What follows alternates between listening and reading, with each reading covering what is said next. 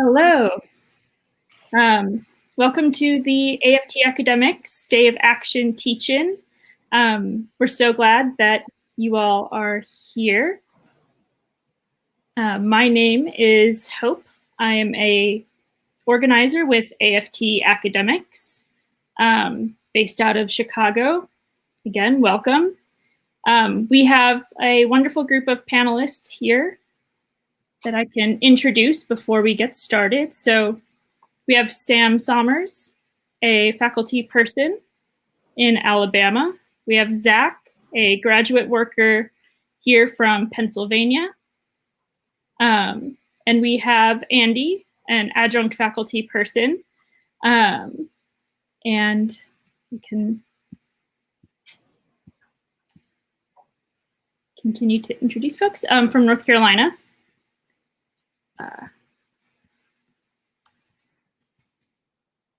Sorry about that. We have actually some other folks who were not able to make it today, a librarian and a staff person. But if you are a librarian or a staff person, we really encourage you to go ahead and put into the comments on whichever platform you're watching from if these are experiences that kind of resonate with you and the work that you do and the experiences that you've had. So we can get started.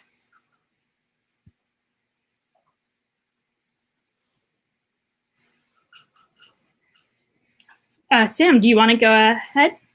Yeah, so I am just going to quickly introduce AFT Academics. So AFTA, AFT Academics, will refer to ourselves both ways. It's a union for all academic workers, and we're an AFT local open to any academic worker, regardless of campus affiliation and regardless of job title. So if you're a worker in higher ed, if you're a staff, librarian, graduate student, adjunct, lab manager, tenure track faculty, postdoc, really, if you are working in higher ed, this union is for you. And by working with AFT, American Federation of Teachers, we have a voice in national conversations around federal funding for higher ed, labor issues in the academy, and the privatization of public universities. So AFTA's mission, short and sweet, it's to work for change in higher ed.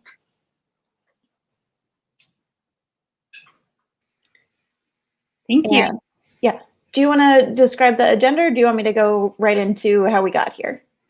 Yeah, sure. So we're going to be starting out with a little bit of an explanation of kind of how we arrived at higher ed and the crisis of higher education as we're seeing it today. And then from there, we're going to talk a little bit about what we can do about that.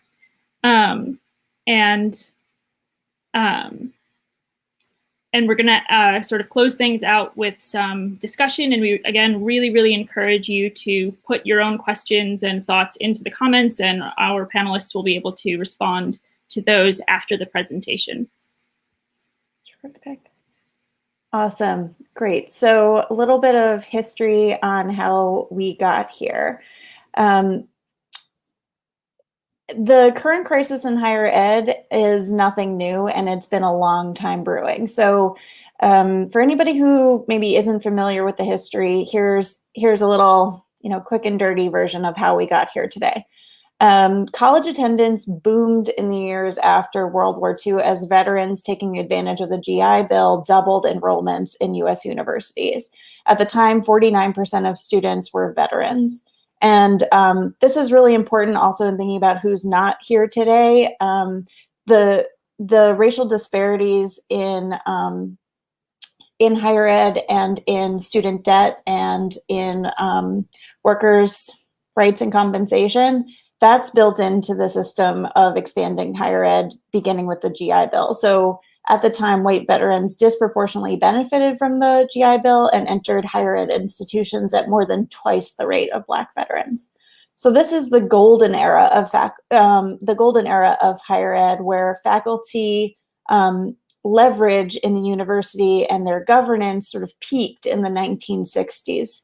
And so if any of my students are watching, way back. And colleges and universities were at the time mostly led by current or former faculty members, and power was distributed across departments and colleges, divisions, etc. So great. So in 1969, this is kind of shocking every time I see it. In 1969, 78% of instructional staff were on the tenure track at colleges and universities. And in 2009, that number dropped to 33.5%. So it's an incredible drop off. And that number from 2009 is holding steady and or decreasing. So that's where we're at today. Okay, what happened to cause that drop off? It turns out that in the 1970s and 80s, this sort of new era of thinking about the economy and management of institutions emerges. If we think, you know, Reaganomics and trickle down economics are sort of the flavor du jour of funding public institutions and institutions more generally. So in the 70s and 80s, state funding for education begins to decline, and this is what forces colleges and universities to find new sources of revenue. Also importantly, in the 70s and 80s, that's actually the first time that we start seeing large numbers of women, Black Americans, and other racial minorities starting to enroll in universities and colleges for the first time. So at the very moment where we're working toward greater expansion of access to higher education, that's when these funding cuts begin to kick in. So colleges and universities then are looking to the business world for how to cut costs and increase tuition. This is where we get this sort of tuition-driven funding model. And non-academic consultants are brought in for a new focus on, quote, customer satisfaction, flexibility, and efficiency to higher education. And I would just add, speaking for myself, working at an SEC school, this also, you know, leads directly into sort of the arms race for facilities on campus. So.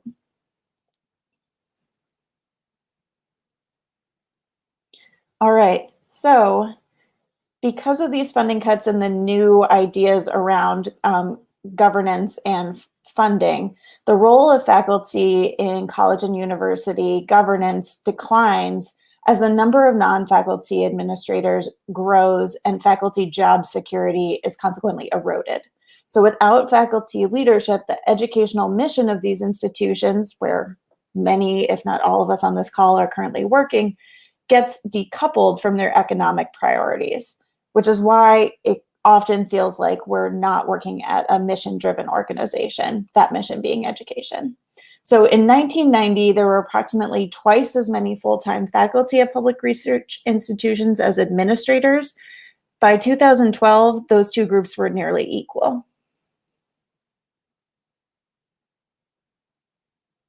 All right, and this is where I welcome other voices. So.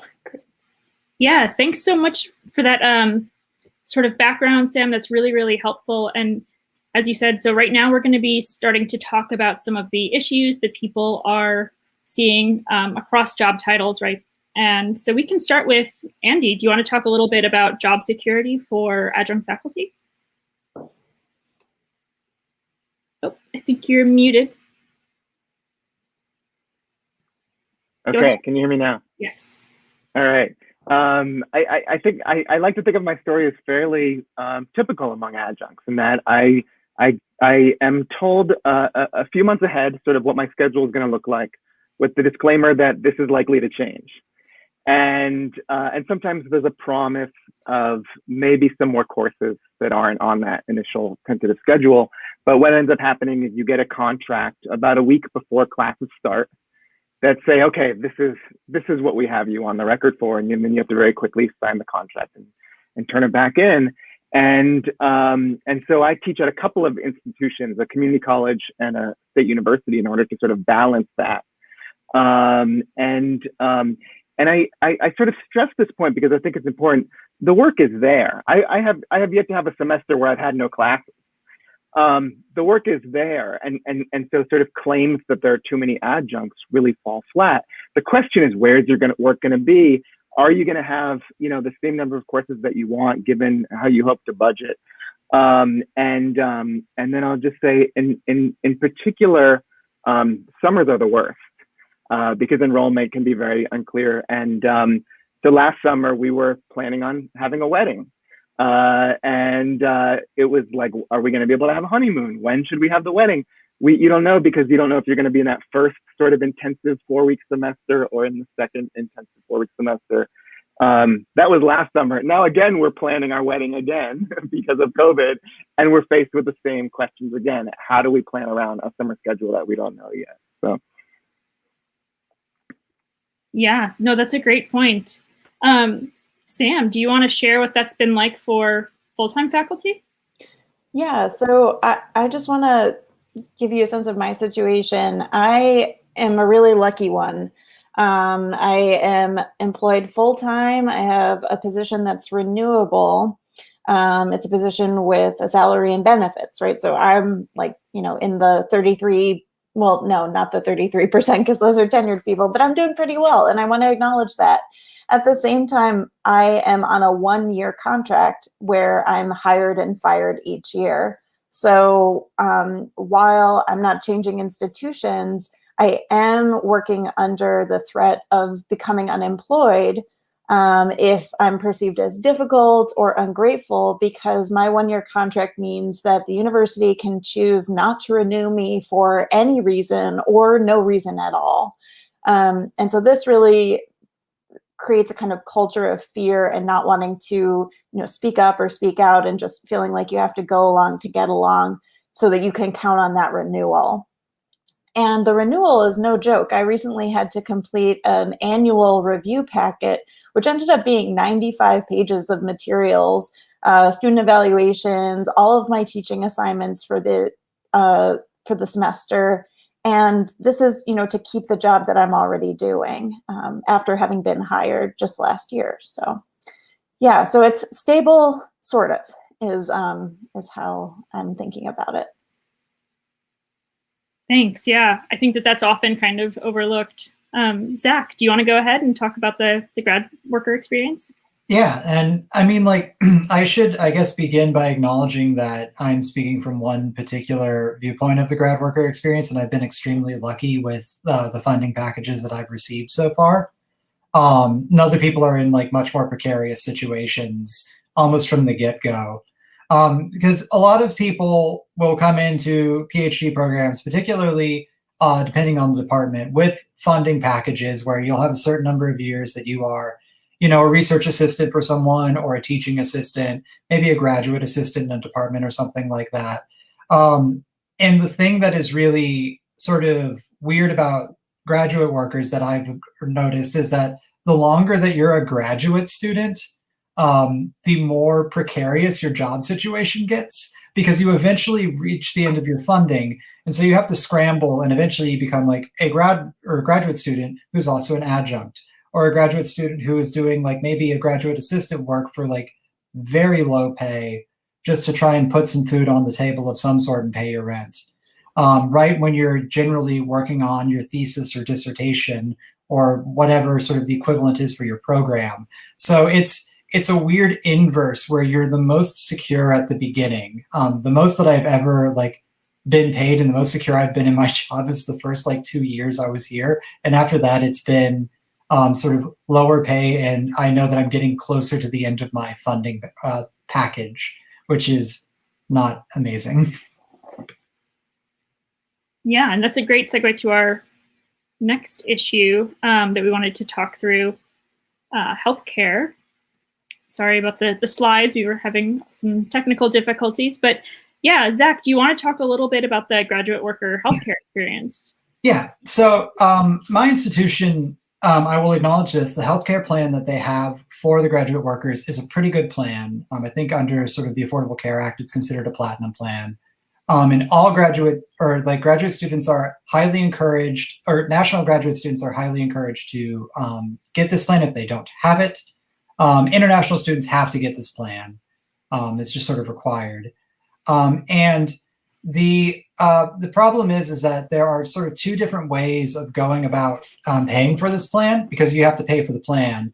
Either you can set up like a monthly payment system where it's taken out of your paycheck over the course of the semester, or you pay for it all up front and you get about half of it back if you're an RAGA or TA. If you're not an RAGA or TA, sorry, you're out of luck. But the problem is it's paying it all up front at the end of the summer when most of us haven't been paid. So that's a bit of an issue. And the dental and vision are not included in the healthcare package. You have to pay for those extra, and it's several $100s extra. So most people don't get the dental or vision because they just can't afford to do it on the graduate stipend. So I haven't had dental for many years now. I still have my wisdom teeth because like I just never have had the time to get them removed, and now I don't have the insurance for it. And students with disabilities can also have issues because the university itself is not terribly ADA compliant because it's 100 years old and is on the side of a massive hill. And there's a lack of adequate mental health services for graduate students, which like right now is really a big problem. Like during the good times, we had an issue with like there not being enough counselors in the counseling center for all the graduate students and undergrads who needed it. And now like we can't really even access them. And the university's response is to sort of create a campus-wide account with Headspace, which is like, I guess better than nothing, but still like that's not equivalent to hiring more counselors. It's certainly cheaper, but it's not equivalent. Yeah, absolutely. Andy, do you want to share a little bit about adjunct faculty and what they're dealing with healthcare? Yeah, I mean, you know, we don't have it. That's the short answer. But I'll tell you a story. So like I said, I work at 2 institutions. So I certainly every semester I'm working more than 40 hours a week, but I don't have an employer providing me healthcare. And so and of course institutions don't want you to go over 30 hours a week because then they have to give you healthcare, I suppose. But so when COVID happened, when the pandemic hit, they basically said at the university I'm teaching at that in the fall, we're going to meet on campus. We're going to try to be safe. We're going to tell the students to wear masks, and we're going to be in the classroom. And if you do not want to teach in the classroom, you know, let us know. And for me, the message was, if I want my job, I have to teach in the classroom. And it wasn't until the fall semester began that I learned that most of the professors were not teaching on campus. So I was one of the few that was teaching on campus. And so I get my health care through the Affordable Care Act, and I pay a great deal of money for a healthcare plan with a deductible that means I can't go see a doctor. But in about, I think it was October, I got a letter from the university's HR department that said, great news, you qualify for the state high deductible healthcare plan for all state employees. And instead of paying $500 a month like you're paying for the Affordable Care Act, you only have to pay $100 a month. And I was so excited. I called my parents. I mean, I was jumping up and down. And then a week later, they sent me a letter that said, oops, we made a mistake. You don't get health insurance. This was from the HR department of the university, and that I am on campus teaching for in the middle of a pandemic. And I just thought that was so insulting. I mean, I couldn't believe it. And I was fuming. But yeah, so that's my story. So I have health insurance on paper. I'm of course what's called underinsured, which means just because I have insurance on paper doesn't mean I can really do anything with it. And I pay a lot of money too. Yeah, that's wild. Sam, do you want to go ahead and talk about full-time faculty? Yeah, so again, just acknowledging that, you know, of all of the speakers, I know I'm in a good spot. But the reason why I'm part of AFTA is my good spot is not very good. And so I have access to an employer-sponsored healthcare plan. When I looked at what I would be on the hook for to pay for that privilege of having the employer healthcare plan. Sorry, guys, it's very stormy down here in Alabama. So it was going to cost me thousands of dollars to pay for the premiums. And I was like, you know what? Okay, if I'm paying thousands of dollars, I better know what I'm getting myself into. And when I started to read the plan, it was just offensive, the kinds of limits that were on the care. One thing that really just drove me so up the wall and just felt really callous and heartless is that for this plan, which granted, this is for any of the workers at my university, so including tenured folks, like, you know, people with families. I'm a single payer person. But if you work at my institution and you have the employer healthcare plan, you have a lifetime limit on that policy where any person who's insured, so your kid, your spouse, yourself, you know, if you have an adult dependent, there's a limit to one substance abuse treatment program for the entire duration of the policy, one inpatient visit for an eating disorder for the duration of the policy. Not to mention the fact that there are yearly limits on behavioral health and access to care, and that it would cost me over $2,500 before I even saw any payment from the insurance. So if I had an emergency with this plan, it would be $800, like as ground zero for just going to the emergency room. And looking into the kind of healthcare I was going to, you know, have the privilege of paying for through my employer, I actually opted out of it. And I now pay to be on my partner's graduate student health plan because it has fewer limits. I just couldn't justify paying into a system that, to me, just really, I mean, I live in rural Alabama. The idea that we don't know that, you know, the opioid crisis is absolutely wreaking havoc on this area, and that you would be able to kick an addiction in one inpatient stay in the lifetime of a policy, it's just offensive to me, and I didn't want to be a part of it. Yeah, folks in the comments agree. Thanks so much for sharing. So the next piece that we wanted to talk about with our group was, you know, how these issues have impacted the work that you do, right? Because I know that the people we talk to always love the work that they do. That's why they do it, despite all of these things, right? But also to talk about like workload, especially as that's changed because of things like that pandemic. So Sam, did you want to kick off talking a little bit about that? Yeah, so like a lot of universities, I would say my institution and so many others have created sort of a second class of full-time workers, where I am in a department where my tenure track colleagues teach 2 classes and have research responsibilities, and my postdoc colleagues teach 3 classes and have, you know, sort of 1 quarter research responsibility, and I teach 4 classes and have no research responsibilities, right? So that all makes sense to me. Like, I see how we all are full-time FTE. What doesn't make any sense is that we're all full-time, but we are making thousands of dollars different in our salaries, especially to teach the same classes. So last semester, 2 tenure track faculty members were teaching the same core literature class that I'm now teaching. But those folks, for their hours in the classroom, were making, you know, hundreds of dollars an hour more than me.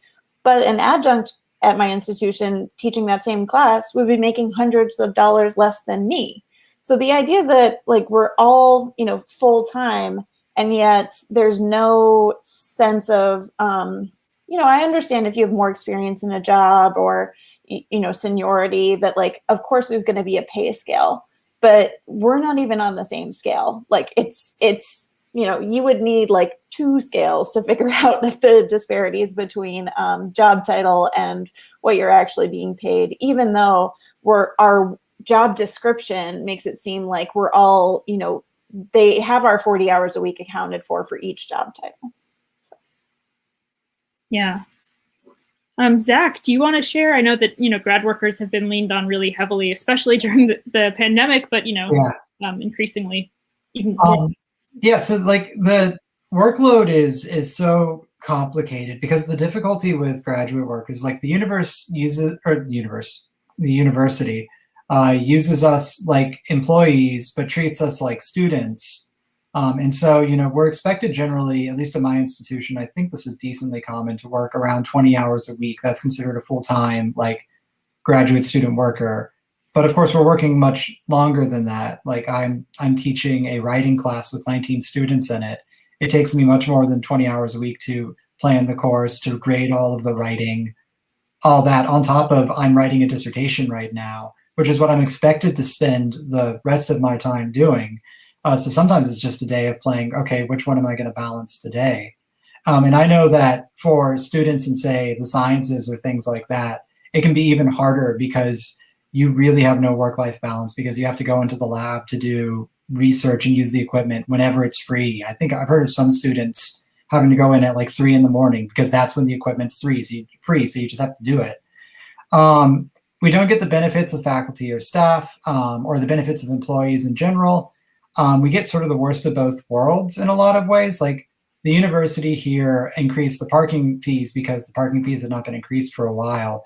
And they jacked them up for everyone, but then they offered the faculty a temporary reimbursement for the increased parking fees. They weren't going to offer that to the graduate students for the longest time, even though we are paid significantly less than the faculty, the full-time faculty, I should say. And the other issues, for instance, every single time a new COVID regulation comes out from the university, we constantly have to ask, okay, do you count us as the employees or are you counting us as students? Which rules do we have to follow? Because they're slightly different. My access to the library is contingent on whether or not I'm considered faculty, staff, or I'm considered a student. And access to the library is pretty dang important for a graduate student. So it's just things like that. We work a whole ton, and the university likes to sort of think about it a lot of times is that this is an extra scholarship or something like that. And so they don't want to treat us like the employees that we are. And it's frustrating. Yeah, absolutely. Andy, I know that you wanted to share some things about the sort of expectations of adjuncts in terms of workload and professional development opportunities. Do you want to go ahead? Yeah. So first of all, just in terms of workload, I think I already said I'm certainly working as much as any other faculty member. I think I have 5 sections right now, and I think that's double what any other university professors have where I teach. But so there's certainly a material aspect to this too, right? And then there's also a sort of a cultural aspect, and they're interrelated. But so there's this idea that if we are adjunct faculty and if we're ever going to get out of this, we need to research, and yet we have no resources to research. But there's also this weird sort of expectation that we don't do research. And so I want to tell you a story. One of the departments that I adjunct for does it's a small school, so they do a function every year where they invite all of the graduating seniors and all the faculty to this little sort of picnic kind of thing, but it's at sort of a fancy location. And there's a potluck dinner and everyone chats, I guess. And so I was invited to this, I guess the year before COVID, for the first time. And I thought how cool, I get to sort of communicate and commune with my professors and my fellow professors. And what I didn't know was that there was an email that went out to all the professors ahead of time that said, tell us what you published in the last year, because we'll go around and announce it and celebrate what you did. And I should say this isn't a research university. So some of the professors shared that they had published academic articles. Some had done community projects, some had done sort of more informal articles, and that's all great. And I had just published an article 2 days before, and it hit the front page of the Washington Post.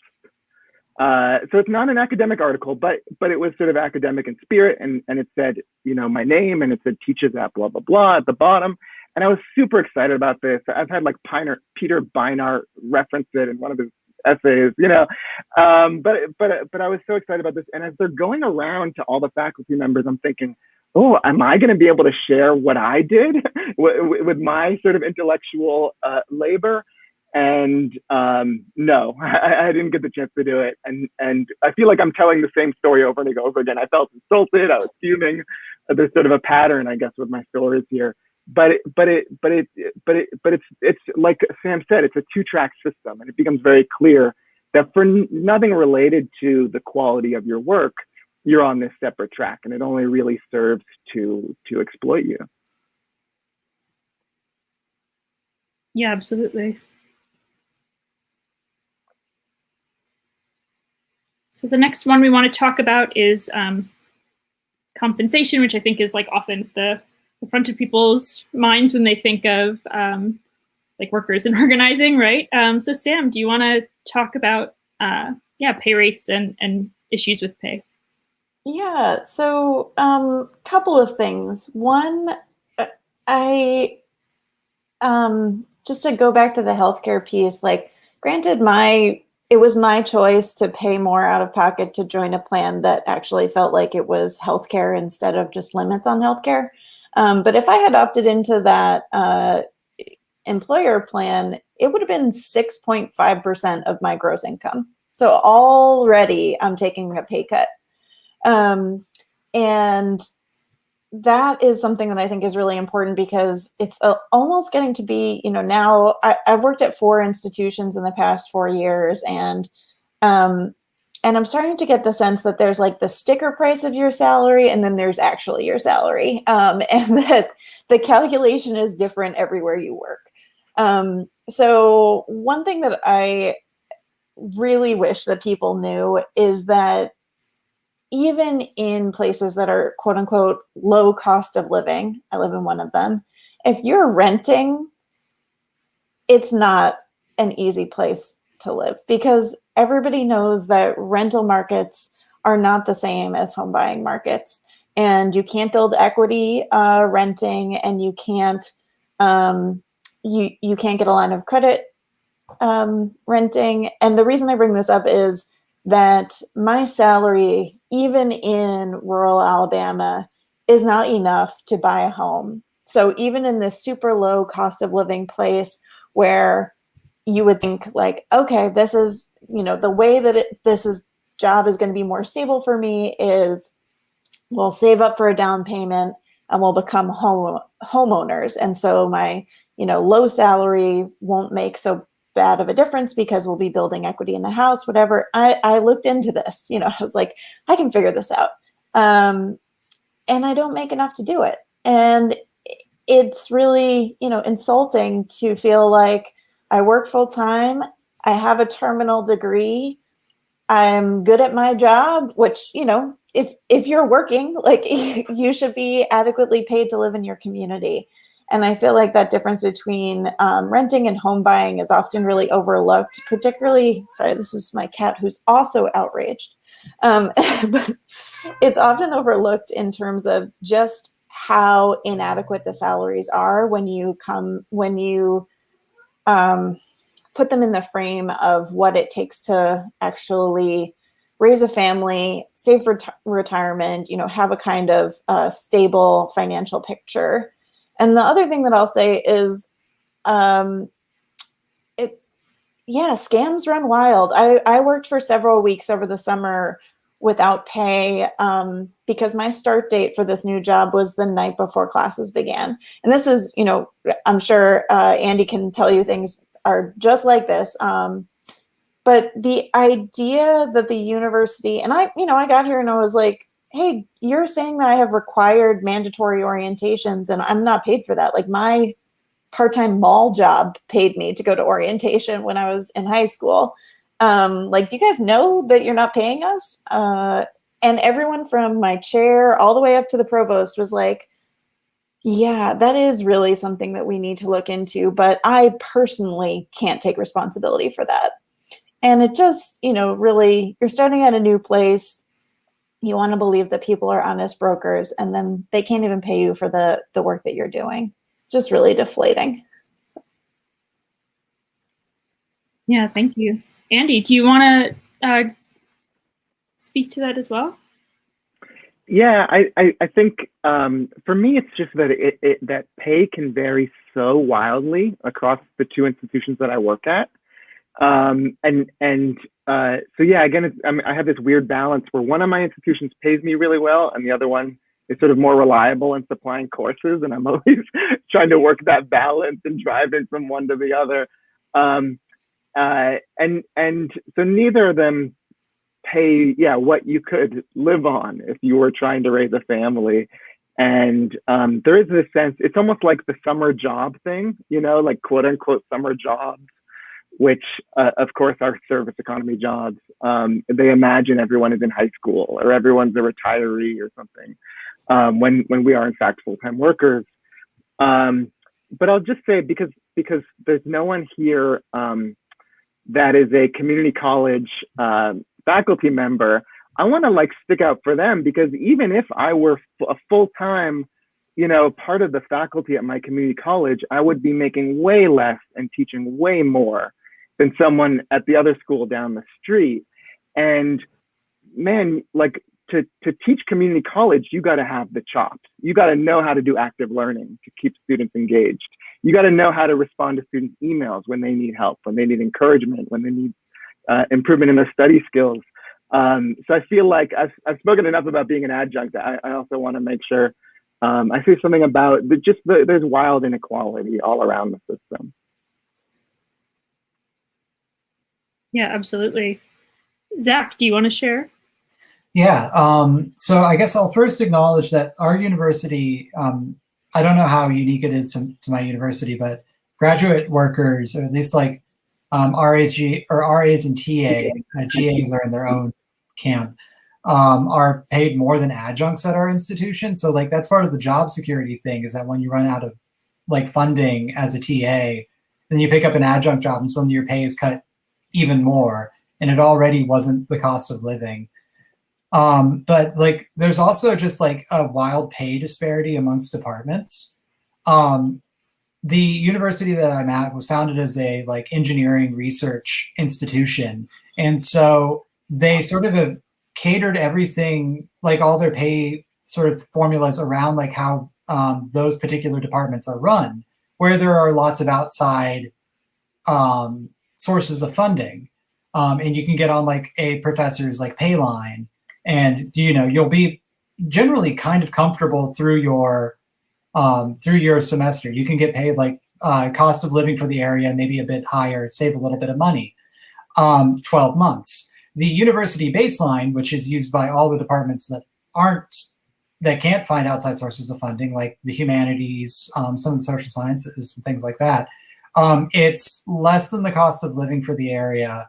And it's a 9-month contract. So we're constantly scrambling to find summer funding. This past summer, I was fortunate enough with everything going on to get some funding. But the summer before that, I basically decimated my savings and had to pull out extra student loans just to cover fees. And there just weren't any jobs in the area that I could pick up for the summer. But I also want to acknowledge that the students that are in this more financially comfortable relationship, they have the problem of having a potentially much more abusive relationship with their advisors and departments, because my advisor is just my advisor. She doesn't have she just sort of goes yeah, your work is good or your work is bad. She doesn't pay me. If my advisor paid me, that's a whole different ballgame. If you don't like your advisor or something like that, you're kind of stuck there. They control your money, and so they control your where your food comes from. And then GAs are not required to have this base pay. And so they get paid even less than the less than living wage. And I know that, say, the College of Education really underpays their graduate assistants because they assume that all of them are at least part-time teachers somewhere else, because the College of Education is graduate only college. So it's not great. There's a lot of pay disparities, and we constantly bring up to the university that the base pay is less than the living wage for the area. And they go, well, we haven't done a survey with our sister institutions for a while. We should probably do that. That they told me that 2 years ago and last year, and as far as I know, it still hasn't happened. And we have a new provost and we'll have a new president soon. So it's not looking like it's happening anytime soon. Thanks, Zach. Yeah. So as we're moving on, we have some sources that we can also share with folks where some of the things from the beginning piece about how we arrived at the kind of neoliberal university, you can view those there, and we can share those. But we wanted to share a little bit about where we go from here. So right now, AFT Academics is in the midst of a kind of long-term campaign for community-led campuses. You can view more about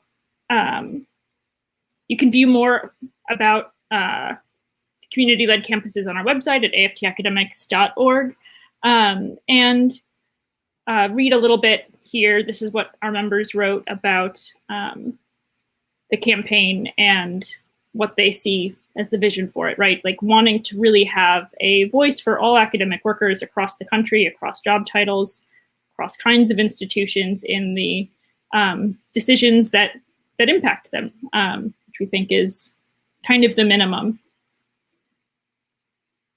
So again, apologies for the slide issues, but we wanted to talk a little bit about where we go from here, starting with this, I think, kind of very important question of like, what is organizing versus mobilizing? Because AFT Academics is a union. We're part of the American Federation of Teachers, and we believe very strongly in kind of deep organizing and long-term organizing that has a real plan to change the balance of power rather than just address specific issues, for example, which is the way that mobilizing operates. And mobilizing has a place in organizing, but we like to kind of take that broader view. And our long-term plan, for example, right, is all about bringing people together across the country, across institutions. And in doing that, our members are winning on short-term issues, right? But that's not kind of the extent of what we're doing, and we encourage folks to kind of think in those terms about like what they want to do and be a part of. And part of the organizing versus mobilizing question is like, who are you involving? And that's really key. So we encourage folks and train people to have real organizing conversations where we not just bring people together who already agree with all of the things that we're working on, but to help people who don't know anything at all about organizing, or maybe even don't initially think that they agree with these causes. And we bring them together rather than just kind of having a self-selecting group of people. And we are trying to, of course, always involve the people who become members of the organization in decision making, right? Rather than just inviting people to participate in any particular action, right? So AFT Academics members across the country planned everything that you're seeing today for the day of action, and we'll actually be continuing to plan things directly after this for our national member call. So yeah, this kind of distinction between organizing and mobilizing is very important to the way that we think about what we do and how we think about unions and the movement that we're building. And so in terms of what people should do and what they can do next, right? The first step is really just always to talk to your colleagues. Anybody can be an organizer. You really don't have to be extremely charismatic or know everything about labor law. You really just want to talk to folks and see if they have concerns that you share, and just kind of start to learn about what people are facing and share what you're facing, to kind of build those connections. I mean, higher ed, I think in particular, but all workplaces these days really kind of have a way of isolating people. And that's kind of what we're trying to break down when we're organizing. So once you have people that you've kind of established this relationship with, right, you want to start bringing people together to talk about next steps and involve the colleagues that you're talking to in decisions about that, because we're working towards the democratic transformation of higher education. So much of what people are pushing against is really top-down style management. And from there, we make a plan. And I think that this is the part that's often most daunting. A lot of times we don't know what the next steps are, and that's why we really encourage people to get involved with AFT Academics. We train people on exactly that question. We work with folks on those things. And yeah, so right now, of course, with COVID, organizing is in some ways much more difficult. And I think that there have been times when it has felt almost hopeless, right? You can't gather for social events. You can't kind of run into your colleagues in the hallways or have in-person meetings.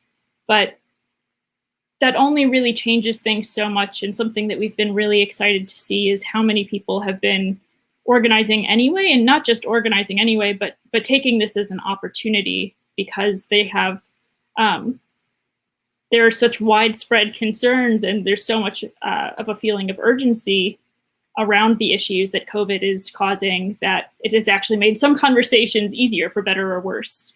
And also, there are challenges that always exist, things like feelings of fear or hopelessness or being overworked, which are really, that can be really challenging in terms of bringing people together and starting to build sustainable organization. But again, that's the sort of things that AFTA trains folks to handle, and that we're always talking about as organizers and members to build this movement.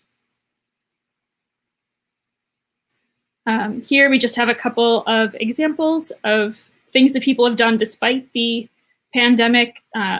So AFT members at Georgetown, the recently formed union Gauge, they actually showed up near their president's house with masks on and made a lot of noise about the things that were not being heard otherwise. They've been very successful, so I think their message has come across. And folks at Rutgers, which is a wall-to-wall AFT union as well, have been doing things like car caravans and other actions to bring people together and make sure that they're being heard despite social distancing. So there's a lot that can be done. And from here, we want to go ahead and open it up for questions, which we've been inviting everybody to put into the comments. So please continue to do that.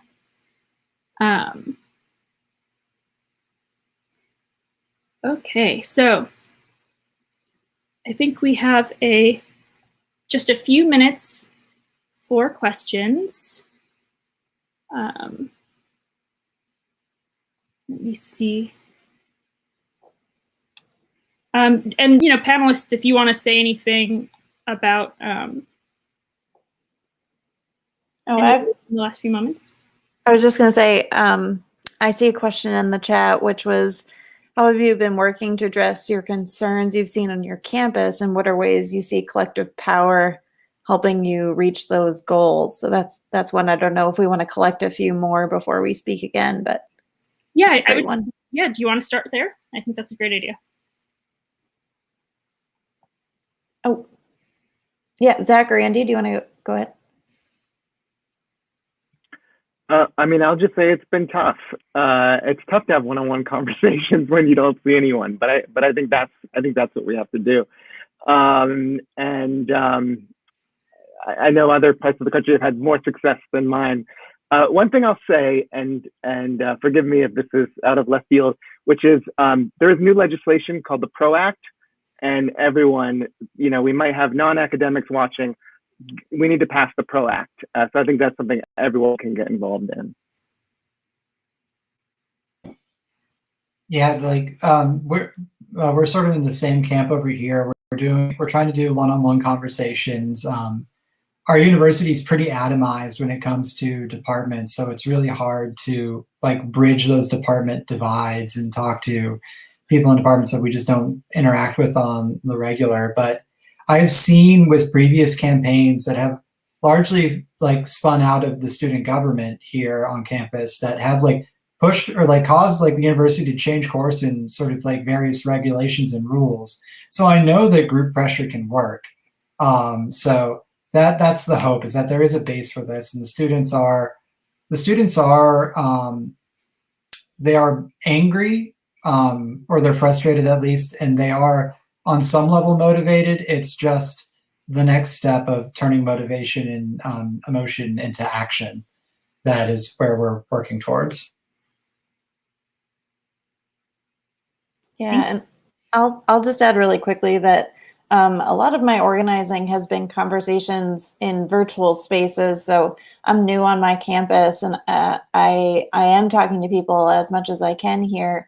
But one thing that really resonated with me about AFTA is, like I said earlier, I've had 4 jobs in 4 years, and one thing that AFTA offers me is a stable union to be a part of. So I've had great success talking with people in my professional networks across campuses, across the country, people I know from conferences or went to graduate school with, about how this is a place where no matter where you work, you can get involved. And if your job changes a lot, like, mine does, probably a lot of ours seem to, it'll be there for you, and you can kind of like keep the momentum building, which I really appreciate. So. Thanks, Sam. Yeah, so I think we only have a few minutes left. So I want to give Andy a chance to share kind of what folks can do from here. Okay, I don't know if I can read this.